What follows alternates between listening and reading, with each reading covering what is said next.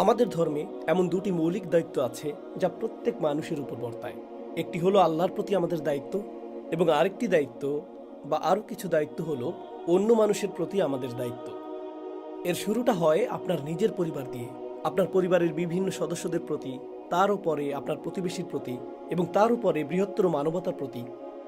আসলে আল্লাহর প্রতি আমাদের করণীয় কি তা নিয়ে কথা বলা অনেক সহজ, কারণ আল্লাহর প্রতি আমাদের কর্তব্যগুলো খুবই স্পষ্ট, সরল, এবং আল্লাহ সর্বদা ন্যায়পরায়ণ ও সুবিচারক। তাই অন্তত এক পক্ষের থেকে অন্যায়ের কোনো সম্ভাবনা নেই, আর তিনি হলেন আল্লাহ। যখন তার কাছ থেকে কোনো প্রত্যাশা করা হয়, তখন সেখানে কোনো জটিলতা, অস্পষ্টতা বা অস্বচ্ছতা থাকে না। তবে যখন আপনি মানুষের মধ্যকার সম্পর্ক নিয়ে কথা বলেন, যেমন ধরুন একজন নিয়োগকর্তা ও কর্মচারীর মধ্যে সম্পর্ক, বাবা মা ও সন্তানের মধ্যে সম্পর্ক, স্বামী স্ত্রী, ভাই বোন বা অন্য যে কোনো সম্পর্ক, যখন আপনি এই সম্পর্কগুলোর কোনোটি নিয়ে কথা বলেন, তখন এক বা উভয় পক্ষের ভুল করার সম্ভাবনা থাকে। তো আপনি হয়তো আপনার অংশ পালন করছেন, আপনি আপনার দায়িত্ব পূরণ করছেন, কিন্তু অন্য পক্ষ তার অংশ পালন করছে না, সে তার দায়িত্ব পালন করছে না।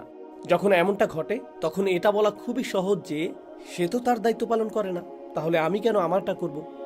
সুতরাং আল্লাহর সাথে আমাদের যে সম্পর্ক, তা মূলত খুবই মৌলিক, খুবই সহজ, খুবই সরল। আসলে ভুল করার একমাত্র সম্ভাবনা আমার দিক থেকেই থাকে।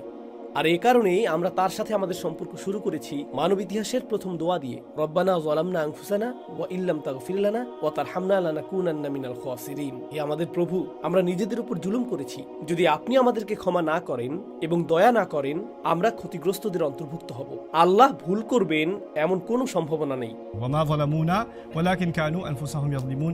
তারা আমার প্রতি জুলুম করেনি, বরং তারা নিজেদের উপরই জুলুম করেছিল। আর আল্লাহ আজ্জা ওয়া জাল্লা কখনোই মানুষের উপর জুলুম করেন না। وما أنا بظلام للعبيد।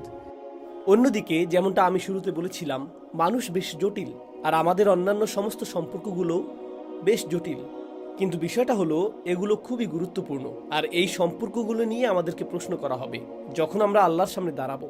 আল্লাহর সাথে আমাদের সম্পর্ক, যখন আপনি সেই সম্পর্কটি ঠিক করেন, তখন তা আপনার অন্য সব সম্পর্কের প্রতি একটি দায়িত্ববোধ তৈরি করে।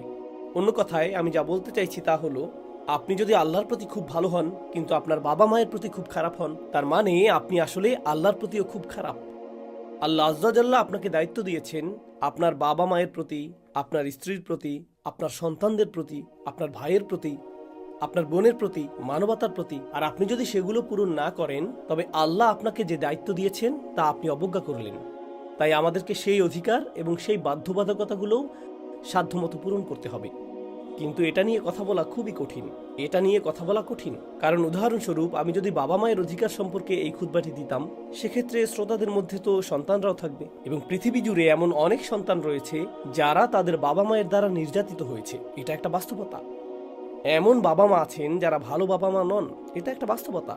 আর তারা যখন এই আলোচনা শুনবে যে বাবা মায়ের প্রতি কতটা ভালো হতে হবে, এক মিনিট, তারা তো আমার জন্য কিছুই করেনি। তারা কি করেছে? তারা তো আমার উপর নির্যাতন করেছে। এমন বাবা মা আছেন যারা শারীরিকভাবে নির্যাতন করেন, মানসিকভাবে নির্যাতন করেন, সব ধরনের নির্যাতনই ঘটে থাকে। কেন তারা এখন অগ্রাধিকার পাবে? তাই যখন কেউ এক পক্ষের কথা শোনে, তখন মন খারাপ করে বলে, কেন আপনি অন্য দিকটা তুলে ধরলেন না? একইভাবে আমি যদি আজকের খুতবাটি স্বামীর অধিকার নিয়ে দিতাম, তাহলে অনেক স্ত্রীরা মন খারাপ করতেন। আমাদের দিকটার কি হবে? কেন আমি তাকে এত সব অধিকার দেব? সে কি করেছে? আর আমি যদি পুরুষদের জন্য এটা করতাম এবং বলতাম এগুলো হলো নারীদের প্রতি আমাদের দায়িত্ব, তখন পুরুষরা মন খারাপ করত। হ্যাঁ ঠিক আছে, আমার এত সব দায়িত্ব আছে, কিন্তু সে তো সারাক্ষণ অশান্তি তৈরি করে, সেটা নিয়ে তো আপনি কিছুই বললেন না। আমাদের কি করা উচিত? জানেন কি ঘটে? এই অধিকার এবং দায়িত্বগুলোর কোনোটি নিয়ে আলোচনা করার সময় আমাদের মনে সবসময় একটা ক্ষোভ কাজ করে, সবসময় এই আত্মরক্ষার প্রবণতা কাজ করে, আমাদের মধ্যে এই ধরনের প্রবণতা কাজ করে।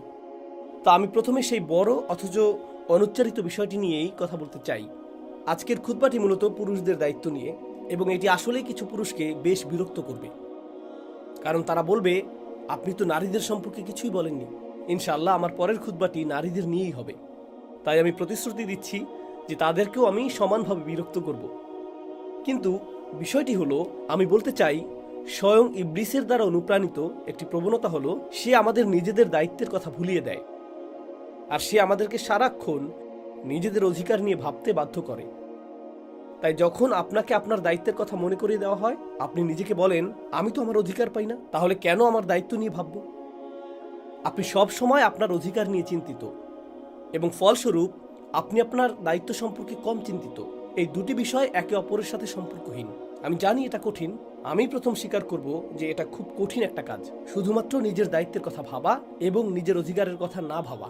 আপনার অধিকার আছে, কিন্তু আপনার অধিকার থাকার অর্থ এই নয় যে আপনি কেবল তখনই দায়িত্ব পালন করবেন যখন আপনার অধিকার পূরণ করা হবে। ব্যাপারটা এমন নয়। এগুলো দুটি পৃথক বিষয়, বিশেষত যখন ন্যায় বিচারের প্রসঙ্গ আসে, বিশেষত যখন আল্লাহর সামনে আমরা কিভাবে দাঁড়াবো সেই প্রসঙ্গ আসে। তো এখন আমি যা দিয়ে শুরু করতে চাই তা হলো একটি নির্দিষ্ট শব্দের সংজ্ঞা যা স্বামী ও স্ত্রীর মধ্যকার সম্পর্ককে সংজ্ঞায়িত করে। الرجال قوامون على النساء. সূরা নিসাতে আল্লাহ যে বাক্যাংশটি ব্যবহার করেছেন তা হলো পুরুষরা নারীদের উপর কওয়াম। পুরুষরা নারীদের উপর কওয়াম শব্দটি খুবই অপ্রত্যাশিত, এই কওয়াম শব্দটি, এবং মনে হচ্ছে এটাই সেই ভিত্তি যার উপর পরিবার ব্যবস্থাটি পরিচালিত হওয়ার কথা। আর নারীর প্রতি পুরুষের কর্তব্য এবং পুরুষের প্রতি নারীর কেমন প্রতিক্রিয়া দেখানো উচিত তা এই একটি বাক্যাংশে ধারণ করা আছে। বাকি সব কিছু, এটি একটি দীর্ঘ আয়াত। এই আয়াতে এরপরে যা কিছু এসেছে তা আসলে এই একটি বিবৃতির ছায়া। তাই এই খুতবাটি মূলত এই একটি বিবৃতির জন্য উৎসর্গীকৃত। الرجال قوامون على النساء. এবং মৌলিক এই শব্দটি আপনার এবং আমার জন্য এটি কি অর্থ বহন করে। কওয়াম শব্দটি আরবি শব্দ কিয়াম থেকে এসেছে, যার অর্থ দাঁড়ানো, এবং এর বেশ কয়েকটি অর্থ রয়েছে। এটি আরবি ভাষার অত্যন্ত সাবলীল শব্দগুলোর মধ্যে একটি। শব্দটি বাছাইয়ের ক্ষেত্রে আল্লাহ অসাধারণ বিজ্ঞতার প্রকাশ ঘটিয়েছেন। আপনি আরও অনেক শব্দ ব্যবহার করতে পারেন, কিন্তু বিশেষত এই শব্দটি যে জিনিসগুলো এটিকে অনন্য করে তুলেছে তার মধ্যে একটি হলো এই শব্দটি এবং আল্লাহর একটি নাম একই শব্দমূল থেকে এসেছে। আয়াতুল কুরসিতে আল্লাহর নামটি রয়েছে আল্লাহু লা ইলাহা ইল্লা হুয়াল হাইয়ুল কাইয়্যুম। এই কাইয়্যুম এবং কওয়াম শব্দ দুটি আসলে একই উৎস থেকে এসেছে। আমি একটি কারণে বিষয়টি উল্লেখ করেছি। আমি এটি উল্লেখ করেছি কারণ যেহেতু আল্লাহর নাম ব্যবহার করা হয়েছে কাইয়্যুম, তাই এই নামের সৌন্দর্য অবলোকন করার জন্য আমাদেরকে এই নামটিকে তার সকল অর্থে পরিপূর্ণরূপে বুঝতে হবে। এবং এছাড়াও এই শব্দটি নিজেই এখন পবিত্র হয়ে উঠেছে, এবং এর কিছু অর্থ সরিয়ে নেওয়া বা এমন কোনো অর্থ যোগ করা যা এতে নেই, এটি হবে ধর্মদ্রোহিতা। যেহেতু এটি পবিত্র এবং এটি স্বয়ং আল্লাহর নামগুলোর একটি, এটি থেকে উদ্বুদ্ধ বৈশিষ্ট্যগুলো অনুকরণ করা আমাদের কর্তব্য। এখন এই অর্থগুলোর মধ্যে প্রথমটি নাকিদুল জুলুস, কিয়াম অর্থ দাঁড়ানো, বসে না থাকা। এটি ইঙ্গিত করছে কর্মতৎপরতা। যেমন কেউ প্রতিনিয়ত কোনো কিছুতে নিযুক্ত রয়েছে যে কখনো নিষ্ক্রিয় থাকে না। আপনারা জানেন গাড়িতে অটো পাইলট বা ক্রুজ কন্ট্রোল অপশন দেওয়া থাকে, তাই না? অথবা এমন মেশিন রয়েছে যা আপনি একবার চালু করলে তা নিজে থেকেই চলতে থাকে, কারো দ্বারা ক্রমাগত এটি চালানোর প্রয়োজন হয় না। আমরা এরকম অবস্থার কথা বলছি না, আমরা ঠিক এর বিপরীত অবস্থার কথা বলছি। এটি এমন বিষয় যা আপনি সক্রিয়ভাবে চেষ্টা না করা পর্যন্ত কাজ করে না। আপনি কেবল অন বাটন টিপে এটিকে চলতে দিতে পারবেন না। আর মজার বিষয় হলো শব্দতত্ত্বে এটিকে একটি প্রাচীন কবিতার মাধ্যমে ব্যাখ্যা করা হয়েছে। একজন দাস ছিল, আগেরকার দিনে দাস প্রথা ছিল, তো সেই দাসকে বিক্রি করা হবে এবং বিক্রি হওয়ার সময় সে বলেছিল দয়া করে আমাকে কিনবেন না। আর সেই কবিতার এই লাইনটি বলেছিল فإني فإذا جعت أبغضت قوما وإذا شبعت أحببت نوما. সে বলল আমাকে কিনবেন না, কারণ যদি আমি ক্ষুধার্ত থাকি আমার খুব বিরক্ত লাগে, আমি মোটেই কাজ করতে পারি না, আমার কিছুই করতে ইচ্ছা করে না, তাই আমাকে দিয়ে কোনো কাজ করাতে পারবেন না, বিশেষত যখন আমি কি ক্ষুধার্ত। আর যদি আমি ভালো করে খাই, আমি শুধু ঘুমাতে ভালোবাসি। So, কিন্তু যখন সে বলছে আমি ক্ষুধার্ত, আমি মোটেও সক্রিয় নই, সে কওমা শব্দটি ব্যবহার করছে। আমি যা বলতে চাচ্ছি, আমি আপনাদেরকে এখানে যা বলার চেষ্টা করছি তা হলো এই শব্দের অর্থের মাধ্যমে এমন কাউকে বোঝায় যে প্রতিনিয়ত সক্রিয়। তো এটাই হলো পারস্পরিক সম্পর্ক নিয়ে আমার এবং আপনার জন্য প্রথম ইঙ্গিত। এই সম্পর্ক এমন কিছু নয় যা নিজে থেকেই টিকে থাকবে, আপনাকে সক্রিয়ভাবে সম্পর্কটি বজায় রাখতে হবে। স্বামী স্ত্রীর মধ্যে ভালোবাসা এমন কিছু নয় যা নিজে থেকেই চলতে থাকে, এটিকে পরিচর্যা, লালন এবং বিকশিত করতে হয়। এটি এমন কিছু যেখানে বারবার ফিরে আসতে হয়। আপনি ধরে নিতে পারবেন না যে এটি বিদ্যমান, এটি শুকিয়ে যেতে পারে এবং এটি ক্ষয়ে যেতে পারে। এই ধারণা যে মনের কষ্টগুলো ক্ষমা করে দেওয়া হয়েছে বা আঘাতের অনুভূতিগুলো মিলিয়ে গেছে, এই ধারণা করলে হবে না। আঘাত নিজে থেকে চলে যায় না, আপনাকে এটি দূর করার জন্য কাজ করতে হবে, আপনাকে এটা ঠিক করতে হবে। সুতরাং একটি সক্রিয় ভূমিকার প্রয়োজন। কখনো কখনো মানুষ একই ছাদের নিচে বাস করে, বছরের পর বছর তারা একে অপরের সাথে কথা বলে না, অথবা সত্যিকারের কোনো কথোপকথন হয় না। রাতের খাবারটা কেমন, অফিস কেমন কেটেছে, কিভাবে এসেছো, ওকে আমি এখন টিভি দেখবো। এভাবে বছর কেটে যায় আর পরস্পরের মাঝে সত্যিকারের কোনো কথোপকথনই হয় না। তারা কোনো সম্পর্কই গড়ে তোলেনি। তাদের মধ্যে একমাত্র মিল হলো উপরের একটি ছাদ, এটাই তাদের মিল। পুরুষদের এমনটা করা উচিত না। বিশেষত পুরুষদের জন্য একটি সম্পর্কের রক্ষণাবেক্ষণের ক্ষেত্রে সক্রিয় থাকাটা কঠিন, কারণ আমরা এমনিতেও খুব একটা কথা বলি না। আমরা কেবল নিষ্ক্রিয় থাকতে পছন্দ করি। আমরা সারাদিনের কাজের পর বাড়ি এসে সোফায় বসে টিভি চালু করে বা মোবাইলে মগ্ন হয়ে দীর্ঘশ্বাস ফেলে বলতে চাই, আমার কথা বলতে ইচ্ছা করছে না। আর স্ত্রী এসে বলে, এই তোমার দিনটি কেমন গেল, কেমন চলছে, তোমার কেমন লাগছে আমাকে বলো, আমরা কি এটা করতে পারি, আমার এখন এটা ভালো লাগছে না। আমরা কথা শুরু করতে চাই না, আমাদেরকেই বরং কথা শুরু করতে হবে। এটাই হলো প্রথম অন্তর্নিহিত অর্থ। القيام العزم. কিয়াম এর আরেকটি অর্থ হলো সংকল্প। আর এই কারণেই এমনকি কোরআনে ولما قام عبد الله يدعوه মাক্কি যুগে কাবা ঘরে এসে দাঁড়িয়ে নামাজ আদায় করাটা ভীষণ কঠিন একটা কাজ ছিল, কারণ আপনি প্রহারের শিকার হতে পারেন। আর তাই যখন কেউ সলাত আদায়ের সংকল্প গ্রহণ করত, তাদের সামনে থাকা সকল প্রতিকূলতা সত্ত্বেও এর জন্য কিয়াম শব্দটি ব্যবহার করা হয়েছে। একইভাবে গুহাবাসীরাও গোটা জনপদের সামনে সাক্ষ্য দিতে আতঙ্কিত ছিল, কারণ তাদেরকে হত্যা করা হবে যদি তারা সাক্ষ্য দেয় যে উপাস্য কেবল একজনই, যেহেতু বাকি সবাই বহু উপাস্যের উপাসনা করত। কিন্তু إذ قاموا فقالوا يعني إذ عزموا فقالوا. যেমনটা তাফসীরকারগণ বলেছেন, সংকল্পবদ্ধ হওয়া, কোনো কিছুর জন্য সংকল্প গ্রহণ করা, পুরুষদের এই সম্পর্কের প্রতি সংকল্পবদ্ধ হতে হবে। আর এটাই আসল কারণ যে জন্য আমি এই বিষয়টি বাছাই করেছি। আমি এই অর্থগুলো দ্রুত বলে যাব এবং তারপর মূল কথায় আসব যা আমি বলতে চাই। কিয়াম এর আরেকটি অর্থ সাবাত, স্থিরতা। এটা থেকে মূলত কওয়াম শব্দটি এসেছে। আর কওয়াম হলো নিজামহু ও আইমাদুহু, একটি দালানের স্তম্ভ সেটির কওয়াম, যে জিনিসটি কোনো কিছুকে একসাথে ধরে রাখে, স্তম্ভগুলো ধরে রাখে, যার উপর আপনি সবসময় নির্ভর করতে পারেন। একটা বাড়ির ভেতরের আসবাবপত্র নড়তে পারে, দেয়ালও নড়তে পারে, স্তম্ভগুলো নড়তে পারে না। আমাদেরকে আমাদের পরিবারে, আমাদের নারীদের জন্য সেরকম অবিচল হতে হবে। আমরা দোদুল্যমান হতে পারি না। গতকাল আপনি এটা বলেছেন, আজ আপনি ওটা বলছেন। গতকাল বলেছিলেন এটা ঠিক আছে, আজ এটা ঠিক নেই। আপনি এমন দোদুল্যমান হতে পারেন না। আপনাকে অবশ্যই স্থির থাকতে হবে। এটাই কওয়াম শব্দটির আরেকটি অর্থ। এবং পরিশেষে আমার প্রিয় একটি অর্থ, মূলত এটা থেকে কিমাহ শব্দটি এসেছে। এটা খাবার কিমা না, বরং কিমা হচ্ছে আসলে মূল্য, সামানুশাই। একজন পুরুষের কওয়াম হওয়ার অর্থ হলো এটা তার দায়িত্ব, তার স্ত্রীকে জানানো যে সে কতটা মূল্যবান, সে কতটা মূল্য দেয়, সে তার প্রশংসা করে, সে তাকে স্বীকৃতি দেয়, সে তাকে জানায় যে সে কতটা সুন্দর। অনেক পুরুষ আসলে এর উল্টোটা করে, স্ত্রীকে জানায় যে কতটা মোটা, সে কতটা কুৎসিত, সে কতটা খাটো, সে কতটা কালো, সে কতটা তুচ্ছ, এবং এর দ্বারা সে ক্রমাগত তাকে ছোট করে, তার মূল্যকে খাটো করে, অথবা তার বুদ্ধিমত্তাকে অপমান করে। হায় আল্লাহ, তুমি কি জঘন্য গাড়ি চালাও, তুমি এত বিরক্তিকর, কেন অন্য সবার মতো সাধারণভাবে ডানে মোড়টা নিতে পারো না, তুমি এই লেনে কেন, তুমি ওই লেনে না কেন, ক্রমাগত তাকে কোনো না কোনোভাবে ছোট করা। আর কওয়াম সেই যে মূল্য দেয়, মূল্য কেড়ে নেওয়ার বদলে। যখন একজন নারী তার স্বামীর আশেপাশে থাকলে নিজেকে নির্বোধ মনে করে, যখন সে তার স্বামীর আশেপাশে থাকলে নিজেকে কুৎসিত মনে করে, যখন সে তার স্বামীর আশেপাশে থাকলে নিজেকে মূল্যহীন মনে করে, তাহলে সে তার জন্য আর কওয়াম হবে না। আমাদের সকলকে হতে হবে কওয়াম। এখন আমি এই সব কিছুকে একটি নির্দিষ্ট প্রেক্ষাপটে তুলে ধরতে চেয়েছিলাম, আর তা হলো আমরা ভালো স্বামী হওয়ার আগে। আর প্রসঙ্গত আয়াতটি শুধুমাত্র স্বামীদের নিয়ে নয়, এটা আলান নিসা। এটা আসলে এই ধরনের আচরণ আমাদের করা উচিত আমাদের মা, আমাদের বোন, আমাদের কন্যাদের প্রতিও। বিষয়টি আসলে ব্যাপক। আর তারপর দাম্পত্য সম্পর্কের ক্ষেত্রে এটিকে আরো নির্দিষ্টভাবে বলা হয়েছে। কিন্তু যে কারণে আমি এই বিষয়টি একটি খুতবা হিসেবে উত্থাপন করতে উৎসাহিত হয়েছি তা হলো, সম্প্রতি আমি বেশ কয়েকটি দেশ ভ্রমণ করেছি।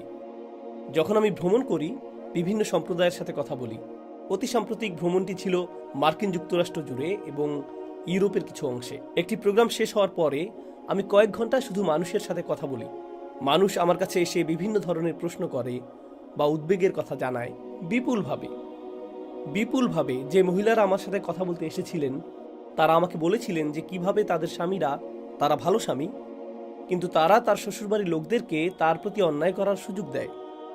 অন্য কথায়, তারা যৌথ পরিবারে বাস করে বা এ ধরনের কিছু, যেখানে স্ত্রী স্বামীর কাছে আছে কিন্তু তার বাবা মা ওর সাথে আছেন, আর বাবা মা স্ত্রীর প্রতি অত্যাচারী এবং তাকে এটা সহ্য করতে হয়। আর স্বামীটি বলে, আমি কিছুই করতে পারবো না, তারা আমার বাবা মা, তুমি আমাকে কি করতে বলো। তারা তোমাকে আজে বাজে কথা বলবে, কিন্তু তোমাকে ধৈর্য ধরতে হবে, কারণ আমি সব সময় আমার মায়ের পক্ষ নেব, আমি সব সময় আমার বাবার পক্ষ নেব। এখানে যা ঘটেছে, এখানে দুটি সীমারেখা অতিক্রম করা হয়েছে। একদিকে একজন স্বামী হিসেবে আপনার স্ত্রীর প্রতি আপনার দায়িত্ব রয়েছে। আপনি তাকে তার পরিবার থেকে নিয়ে এসেছেন, আপনি তাকে তার বাবা মায়ের সুরক্ষা থেকে নিয়ে এসেছেন।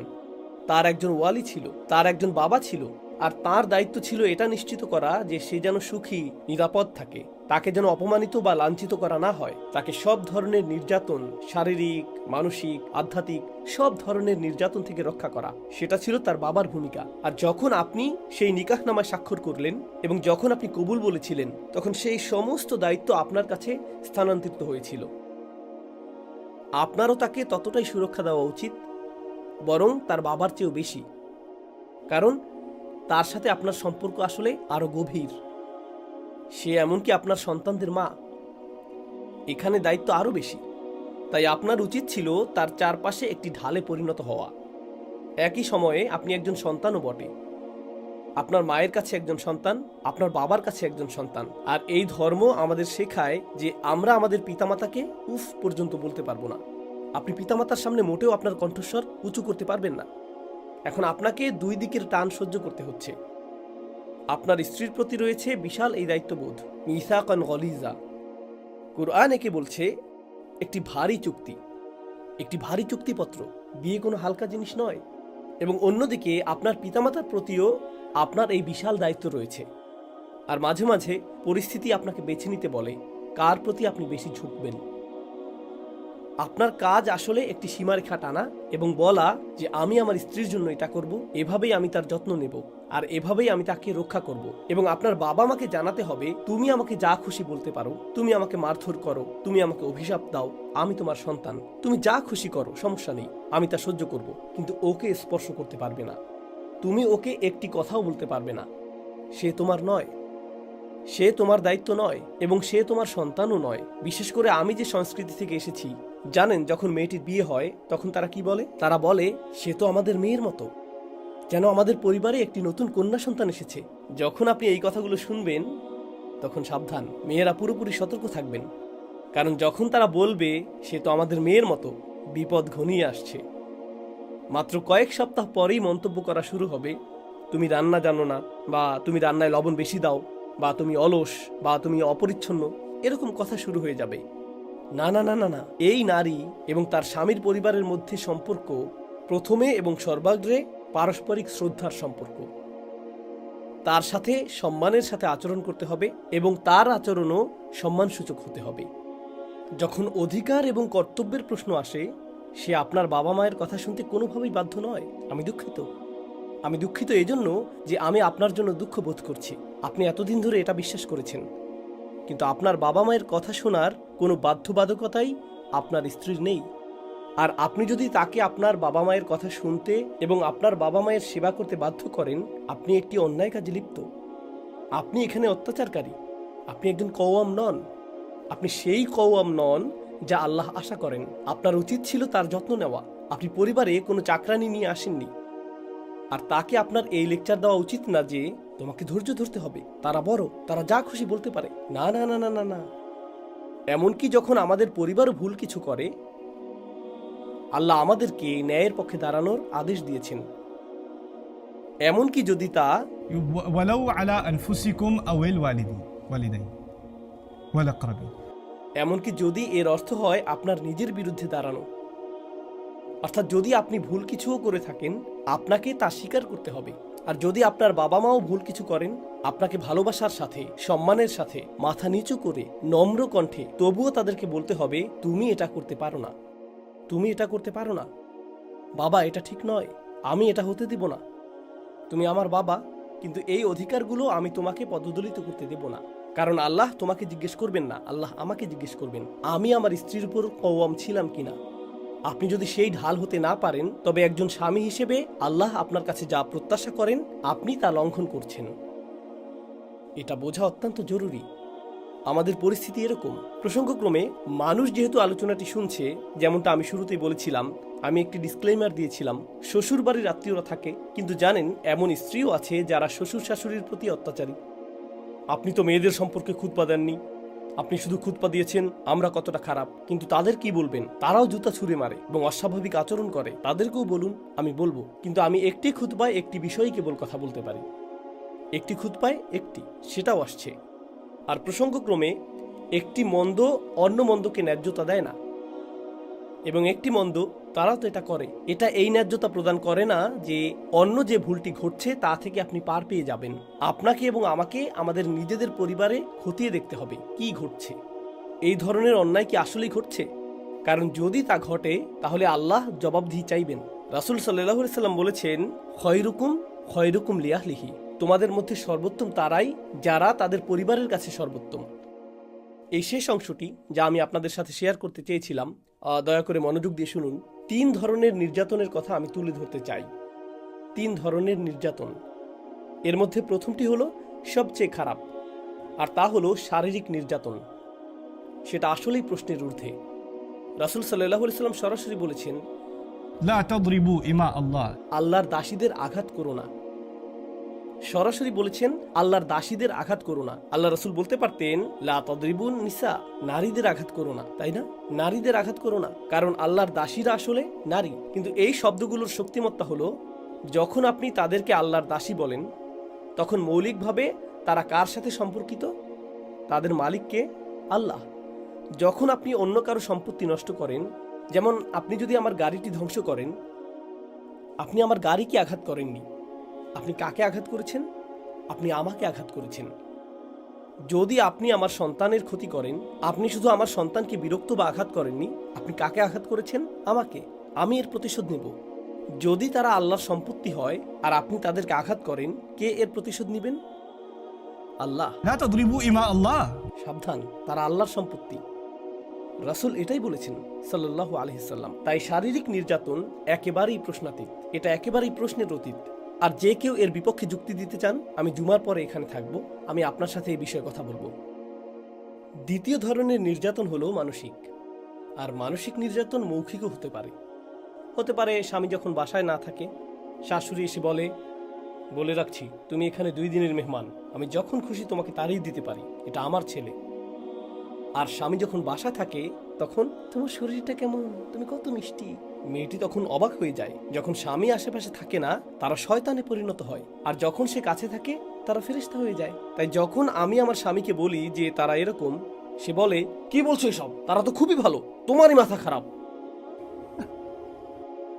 আর এটা এক ধরনের মানসিক নির্যাতন। স্বামী স্ত্রীর মধ্যে একটি বিশ্বস্ত সম্পর্ক থাকতে হয়, এটা থাকতেই হবে। যদি বিশ্বাস না থাকে, আপনার কিছুই নেই, সেখানে কিছুই নেই। এটা কোনো রক্তের সম্পর্ক নয়, এটা কোনো রক্তের সম্পর্ক নয়। বিয়ে একটি চুক্তি, যার অর্থ আপনারা একসাথে জীবন কাটাতে সম্মত হয়েছেন, এবং এর জন্য সর্বোচ্চ পরিমাণ বিশ্বাসের প্রয়োজন। আপনি যদি তার কথাই বিশ্বাস করতে না পারেন, যদি ভাবেন যে সে সারাক্ষণ মিথ্যা বলছে, তবে যা বিয়েকে প্রকৃত বিয়েতে পরিণত করে সেটাই এখানে নেই, সেটা এখানে নেই। আপনি বলতে পারেন, আমি এটা বিশ্বাস করি না, আমি এটা বিশ্বাস করি না। যদি বিশ্বাস করতে না পারেন, তবে আমি জানি না আপনি সঠিক বিয়েতে আছেন কিনা। মৌলিকভাবেই এখানে কিছুর অভাব আছে, শুধুমাত্র নির্যাতনের চেয়েও অনেক গভীর কিছু। এই বিয়ের মধ্যেই আর কোনো বিশ্বাসই অবশিষ্ট নেই। মানসিক নির্যাতন কখনো মৌখিক, কখনো তা মৌখিকও নয়। কখনো এটা চোখের বাঁকা চাহনি, কখনো এটা আপনার চারপাশে মানুষের বসার ধরন। মেয়েটি ঘরে প্রবেশ করলো, তারা উঠে চলে গেল, তারা এমনকি মুখ ফিরিয়েও তার দিকে তাকালো না, তারা তাদের কণ্ঠস্বর পরিবর্তন করে ফেলে। এমনকি কখনো তা আপনার ওয়ালাইকুম আসসালাম বলার ধরন। মেয়েটি বলে, আসসালামু আলাইকুম। ওয়ালাইকুম আসসালাম। অথবা তিনি মোটেই কিছু বলেন না, একদম কিছুই না বলাটাই বেশ অপমানজনক। আর তারপর তিনি অস্বীকার করে বলেন, আমি কি বলেছি, আমি তো কিছুই বলিনি। এটাই মানসিক নির্যাতন, এবং এটা অগ্রহণযোগ্য। তবে শেষের নির্যাতনটি আমার দৃষ্টিতে সবচেয়ে ভয়ঙ্কর, আর সেটি আধ্যাত্মিক নির্যাতন। যখন অন্যায় করা হয় এবং তারপর ধর্মের উদ্ধৃতি দেওয়া হয়। আল্লাহ পিতামাতার প্রতি ভালো হতে বলেছেন। ইসলাম আপনাকে এটাই শিক্ষা দেয়। তারা কোনো অন্যায় করবে আর তারপর আল্লাহ, তার কিতাব এবং তার রাসূল সাল্লাল্লাহু আলাইহি সাল্লামের দোহাই দিবে, যাদের সাথে এই অপরাধের বিন্দুমাত্র সম্পর্ক নেই। আর পরিবারগুলোতেই এই ধরনের ধর্মীয় বা আধ্যাত্মিক ব্ল্যাকমেইল এবং নির্যাতন চলে। আপনার পরিবারে এর অবসান হওয়া প্রয়োজন। আমি এখন শুধুমাত্র পুরুষদের উদ্দেশ্যে কথা বলছি। আমি পিতামাতার উপর অসন্তুষ্ট নই, আমি অন্য কারো উপরও অসন্তুষ্ট নই, আমি এমনকি আপনার উপরও অসন্তুষ্ট নই। কিন্তু আমি শুধু আপনাকে এবং আমার নিজেকে একটি বাস্তবতার মুখোমুখি করছি। দেখুন, আমাদের পিতামাতা খারাপ নন, তারা তা নন। তারা একটি নির্দিষ্ট সংস্কৃতিতে বেড়ে উঠেছেন, তারা একটি নির্দিষ্ট পরিবেশে বেড়ে উঠেছেন, তাদের নির্দিষ্ট কিছু রীতি আছে যাতে তারা অভ্যস্ত হয়ে গেছেন, আর এর কিছু অংশ সঠিক নয়, কিন্তু তারা তা বোঝেন না। তারা সেটাই করেন যা তাদের কাছে সঠিক মনে হয়। মজ্জাগতভাবে কেউই খারাপ না, তারাও নন, যদিও কিছু মহিলা তাদের শ্বশুরবাড়ি সম্পর্কে এরকমটা মনে করেন। তো মজ্জাগতভাবে কেউই খারাপ না, সবাই শুধু ভিন্ন দৃষ্টিকোণ থেকে চিন্তা করে। আপনি কিন্তু মাঝখানে আছেন, আপনি দুটি পৃথিবীর মাঝখানে আছেন যা আপনাকে ক্রমশ টানছে। আপনাকে শুধু হতে হবে যুক্তি ও ন্যায়ের কণ্ঠস্বর। জানেন এর অর্থ কি? কখনো আপনাকে আপনার পিতামাতার পক্ষ নিতে হবে, কখনো আপনাকে আপনার স্ত্রীর পক্ষ নিতে হবে, কারণ কেউই সব সময় সঠিক নয়। আবার কখনো আপনি নিজেও ভুল করবেন, তখন আপনাকে স্বীকার করতে হবে যে আপনি ভুল করেছেন। এরকমটা ঘটার সম্ভাবনা আছে, যার অর্থ আপনি যে ভূমিকায় আছেন, আপনার এই মধ্যবর্তী ভূমিকাটি, এটি খুবই কঠিন কাজ, এবং এটি এমন এক ভূমিকা যেখানে আপনি ক্রমাগত সমালোচনার পাত্র হবেন। কেউ না কেউ সারাক্ষণ আপনার সমালোচনা করবে, কারণ যে সিদ্ধান্তই আপনি নেবেন তা কাউকে হতাশ করবে। পুরুষ হওয়ার জন্য আপনাকে অভিনন্দন, পুরুষ হলে এটা আসবেই। এই ভূমিকাই আপনাকে পালন করতে হবে। আর রিজালু কওয়ামুনা আলান নিসা, অভিনন্দন, আল্লাহ আমাদেরকে এই ভূমিকাটি দিয়েছেন। আপনি যদি এটা না বুঝেন, আপনার মনে হবে এই আয়াতটি সেই চরম কর্তৃত্বের কথা বলছে যা আল্লাহ আমাদেরকে দিয়েছেন, এবং আমাদের কর্তৃত্বের অধীনে থাকা নারীদের সাথে আমরা যা খুশি তাই করতে পারি। প্রথমত, কিয়াম শব্দটির সাথে কর্তৃত্বের কোনো সম্পর্ক নেই। যেমন আমি বলেছি, এর সাথে সম্পর্ক রয়েছে সক্রিয় থাকা এবং নিশ্চিত করা যে আপনি ক্রমাগত নিজেকে যাচাই করছেন, এবং নিশ্চিত করা যে সম্পর্কটি সুস্থ রয়েছে। এটা প্রতিশ্রুতি, এটা স্থিরতা। এটা থেকে ইস্তিকামা শব্দটি এসেছে, যার অর্থ ন্যায্যতা বা আদল। ইস্তিকামাতের একটি অর্থ হলো আদল, অর্থাৎ তারা একত্রে ন্যায় বিচার বজায় রাখে। আমার প্রিয় একটি অর্থ যা আমি আপনাদের এখনো বলিনি, তা হলো কুম। কিয়াম থেকে কুম শব্দটি এসেছে, যার অর্থ আল কস্ত। পুরুষদের ভূমিকা তাদের নারীদের জন্য শুধুমাত্র যত্ন এবং সুরক্ষা প্রদান করাই না, তাদের উচিত তাদের নারীদের মাঝে উদ্দেশ্য এবং দিক নির্দেশনার অনুভূতি তৈরি করা। এক অর্থে এমনকি তাদের উচিত তাদের স্ত্রীদের প্রশিক্ষকের ভূমিকায় অবতীর্ণ হওয়া, তাদের প্রশিক্ষক এবং তাদের উপদেষ্টা। আপনার এমনটাই হওয়া উচিত। এসো তোমার এই লক্ষ্যটি বা ওই লক্ষ্যটি পূরণে সাহায্য করি। এরকম কত ঘটেছে, বিশেষত অত্যাচারপূর্ণ পারিবারিক পরিস্থিতিতে। এমন নারী আছেন যাদের একসময় লক্ষ্য ছিল, আমি একটি এতিমখানা প্রতিষ্ঠা করতে চাই, আমি এটা করতে চাই, আমি একটা বই লিখতে চাই, আমি ওটা করতে চাই, আর তারা এর কিছুই করতে পারে না। কার উচিত তাদেরকে উৎসাহিত করা এবং তাদের জন্য সেই দরজা খুলে দেওয়া এবং বলা যে হ্যাঁ, তোমার এটা করা উচিত। আমি জানি তুমি দারুণ পরোটা বানাও, কিন্তু তুমি একটি বইও লিখতে পারো, এটা নিয়ে তোমার কাজ করা উচিত। কার উচিত তাদেরকে উৎসাহিত করা এবং অনুপ্রেরণা দেওয়া? একজন স্বামীরই সেটা করা উচিত, তারই উচিত সেই দরজাটি উন্মুক্ত করা। তাই আমি দোয়া করি যেন আল্লাহ আজ্জা ওয়া জাল্লা আমাদেরকে এবং আমাদের সন্তানদেরকে মানসিকভাবে কওয়াম হিসেবে বেড়ে ওঠার তৌফিক দান করেন, এবং আমাদের পরিবারগুলোর মধ্যে যে নির্যাতন চলছে, আমরাই যেন তার অবসানের কারণ হই। আমি এই খুতবাটি এজন্য দিচ্ছি না যে আপনি বাড়ি গিয়ে ঝগড়া শুরু করবেন, আমি এজন্য এই খুতবাটি দিচ্ছি না। বোনেরা, আমি এই খুতবা এজন্য দেইনি যে আপনারা বাড়ি গিয়ে বলবেন এই ভিডিওটা দেখো, এটা করবেন না। আমি এজন্য এই খুতবা দেইনি, এটা পুরুষদের নিজেদের আত্ম উপলব্ধির জন্য। আমরা এখন এক ধরনের স্বার্থপরতার নীতি গ্রহণ করেছি। সবাই যখন খুতবা, বক্তৃতা বা আলোচনা শোনে, তখন তারা ভাবে, আরে এটা আমার অধিকার আদায়ের জন্য খুবই ভালো, সবার ভাবা উচিত, এটা আমার দায়িত্বের জন্য ভালো। এই ধর্মে স্বার্থপর হবেন না। এই ধর্মের প্রধান ভূমিকা হলো আল্লাহর প্রতি নিজেকে উৎসর্গ করা। তাই আমার নিজেকে নিজের যাচাই করতে হবে। আর আপনি যখন ফিরে গিয়ে এগুলো বাস্তবায়ন করার চেষ্টা করবেন, দয়া মায়ার সাথে তা বাস্তবায়ন করুন। এমনকি যদি আপনার পিতামাতা ভুলও করেন আর আপনি তাদেরকে সংশোধন করেন, আপনি কোনো পুলিশ অফিসারও নন, আপনি কোনো বিচারকও নন, আপনি এখনও একজন সন্তান। এমনকি যদি আপনি তাদেরকে সংশোধনও করেন, ভালোবাসা, দয়া এবং যত্ন দিয়ে তাদেরকে সংশোধন করবেন। আপনি এই ব্যাপারে কৌশলী এবং সতর্ক হবেন। আল্লাহ আজ্জা ওয়া জাল্লা আমাদেরকে সেই সূক্ষ্মতার অনুভূতি দান করুন, যেন আমরা আসলেই রাসূল সাল্লাল্লাহু আলাইহি সাল্লামের এই বাণীর অনুসরণ করতে পারি। خيركم خيركم لأهله وأنا خير منكم لأهلي। তোমাদের মধ্যে সেই উত্তম যে তার পরিবারের কাছে উত্তম। তিনি বলেননি যে তোমাদের মধ্যে সেই উত্তম যে ভালো পরিবারের কাছে উত্তম। এমনকি যদি আপনার পরিবারে সমস্যাও থাকে, আপনাকে আপনার সেরাটাই করতে হবে, তাই না? আর আমি আমার পরিবারের কাছে সর্বোত্তম। আল্লাহ আজ্জা ওয়া জাল্লা যেন আমাদের পরিবারগুলোকে উন্নত থেকে উন্নততর করেন এবং আমাদের পরিবারের প্রতি সঠিক আচরণ করার তৌফিক দান করেন। বারাকাল্লাহু লি ওয়া লাকুম ফিল কুরআনিল হাকিম ওয়া নাফা'নি ওয়া ইয়্যাকুম বিল আয়াতি ওয়াজ যিকরিল হাকিম। الحمد لله وكفى والصلاة والسلام على عباده الذين اصطفى خصوصا على أفضلهم وخاتم النبيين محمد الأمين وعلى آله وصحبه أجمعين قال الله عز وجل في كتابه الكريم بعد أن أقول أعوذ بالله من الشيطان الرجيم إن الله وملائكته يصلون على النبي يا أيها الذين آمنوا صلوا عليه وسلموا تسليما اللهم صل على محمد وعلى آل محمد كما صليت على إبراهيم وعلى آل إبراهيم في العالمين إنك حميد مجيد اللهم بارك على محمد وعلى آل محمد كما باركت على إبراهيم وعلى آل إبراهيم في العالمين إنك حميد مجيد. عباد الله رحمكم الله، اتقوا الله، إن الله يأمر بالعدل والإحسان وإيتاء ذي القربى وينهى عن الفحشاء والمنكر ولذكر الله أكبر والله يعلم ما تصنعون. أقم الصلاة إن الصلاة كانت على المؤمنين كتابا موقوتا.